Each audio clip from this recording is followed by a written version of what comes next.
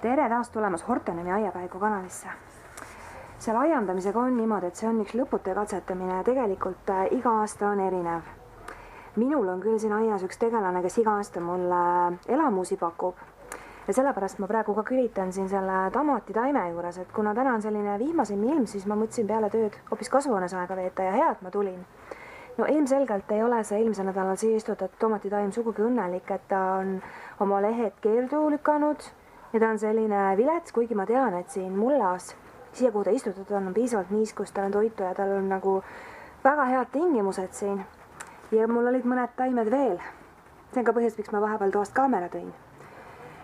Nendest taimedest enam asja ei saa ja isegi kui ma nüüd veeklaasi juurde ma paneksin, ma ei ole kindel, et nad enam nii elujõulised on, et need juured alla võtavad.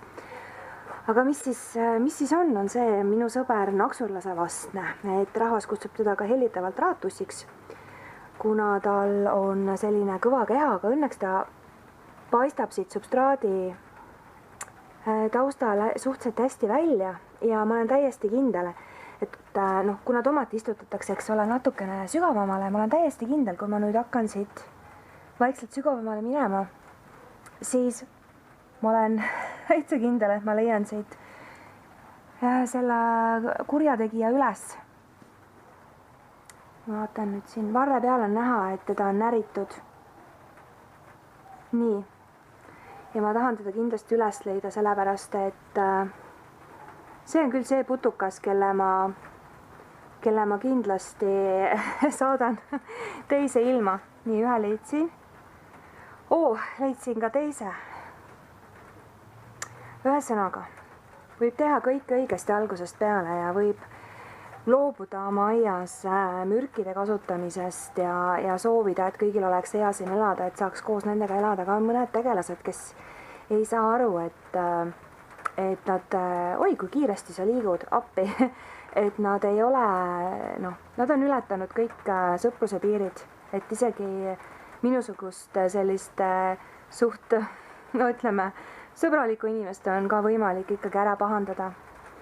Ja sama lugu oli nende teiste taimedega, et ka siin tegelikult sellised sordid ka, mille seemned ei olnud just odavamate killast. Siis ma näitan ka, mis nendega juhtus. Ma juba suure hooga tõmbasin nad maast üles ja siit samamoodi. Seda ei ole mina katki murdnud, vaid selle oli läbi närinud see sama naksurlase vastne. Nii et kui teil nüüd juhtub ka, et olete taimed ilusti ära istutanud, igat moodi neile kõik võimalikud tingimused rajanud, pakkunud, aga ikkagi tomatid muutuvad täpselt selliseks, siis olge uudishimulikud ja natukene kraapige seda mulda varre ümbert ära ja vaadake, mis seal toimub, et võib-olla ka teil on selline kahjur kasvuhoonesse sattunud ja ega tema midagi muud ei olegi, kui teda lihtsalt pooleks murda. Saab ka teda kinni püüda poolikut värskete kartulitega, et selle peale ronita kohale ja siis on võimalik neid ära korjata. Et nagu ma ütlesin, aiandus on üks lõputu katsetamine ja vahel on nii, et ka kõige parema tahtmise juures loodus teeb omad korrektuurid kahjuks. Õnneks minul veel tagavara taimi on, sellepärast, et mul ikka mõned taimed tulevad rohkem. Ükskõik kui täpselt ma neid külve teen, et siis õnneks ma ei ole neid veel sõpradele ära jaganud, saan need taimed asendada, aga sellegi poolest on kahju, et kogu see vaev on natuke raisku läinud. Nii et kui teil on ka siukseid taimi, mis on kahtlaselt longus, siis olge uudishimulikud ja vaadake, mis seal mulla all õigesti eriti toimub.